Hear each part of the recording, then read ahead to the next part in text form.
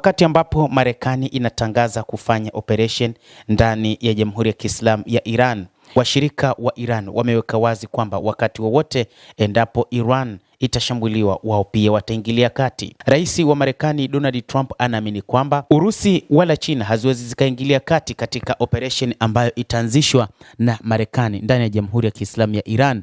Zaidi zitazungumzia tu kulaani kitendo hicho, lakini wakati huo tayari majeshi ya Marekani yameshafanya shambulizi. Hata hivyo, inadaiwa kwamba moja kati ya kampeni ya Marekani pamoja na Israel ni kumlenga Ayatollah Al-Khamenei, ambaye ameweka wazi kwamba kufa kwake haimaanishi ndio kufa kwa Iran, kwani tayari Iran imeshajengewa misingi ambayo hakuna atakayeweza kuibomoa kwa haraka haraka kama ambavyo wengi wanatarajia. Kadhalika, wakati huu ambapo vitisho vimekuwa vingi, lakini pia kumekuwa na mambo mengi ambayo yanazungumzwa wakati huu juu ya vita vinavyoweza kutokea wakati wowote, washirika wa Iran ikiwa ni pamoja na makundi ya wapiganaji, ikiwa ni pamoja na Hizbullah, lakini pia wapiganaji wa Kihuth, lakini pia na hata Hamas, wameweka wazi kwamba hili hawataliangalia lipite hivi hivi, watahakikisha wanalipa kisasi na watakuwa upande wa Iran wakati wote. Hizbullah kupitia msemaji wake Naim Qasim alizungumza mnamo siku ya Ijumaa wiki hii akisema kwamba hawatoweza kuiangalia Marekani ikifanya uharibifu ndani ya Jamhuri ya Kiislamu ya Iran, lakini Hizbullah itatumia nguvu zake walizokuwa nazo kuhakikisha wanapambana vilivyo kuokoa uongozi wa Kiislamu wa nchini Iran. Wanaamini Ayatollah Al-Khamenei ni kiongozi wa Waislamu wengi ulimwenguni, na hivyo hawapo tayari kuona kiongozi huyo anadhalilishwa kwa kushambuliwa nchi yake ama yeye mwenyewe. Kadhalika, wapiganaji wa Kihuth nchini Yemen wameweka wazi nao kwamba hawataiangalia Marekani ikifanya mashambulizi ndani ya Iran, ambapo wamedai watalenga meli za Marekani endapo wataishambulia Iran.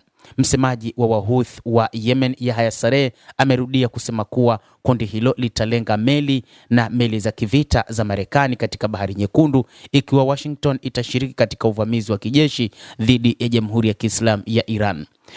Yahya Saree amesema kwamba Wamarekani pamoja na Israel mipango yao ni kufanya uharibifu katika eneo la Mashariki ya Kati, ni kufanya uharibifu katika nchi za Kiislamu, kwamba hawapo tayari kuona mpango huo ukiendelea, na wao watatumia makombora ya aina tofauti tofauti, ikiwa ni pamoja na makombora ya Palestine 2 na makombora mengine walioyatengeneza katika kipindi cha hivi karibuni, kufanya mashambulizi makubwa katika maeneo mbalimbali, ikiwa ni pamoja na kushambulia ndege pamoja na meli za Marekani ambazo zitapita katika eneo hilo la Bahari ya Sham.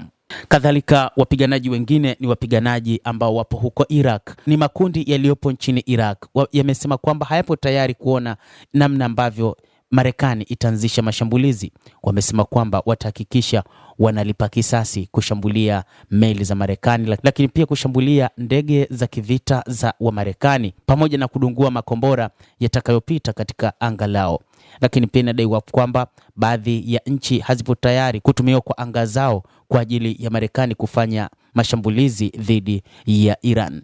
Lakini kwa upande wa Jordan imejiandaa wakati wowote, licha ya kwamba haikusema itakuwa upande gani, lakini inawaandaa watu wake kutokana na vita ambavyo vinaweza vikatokea.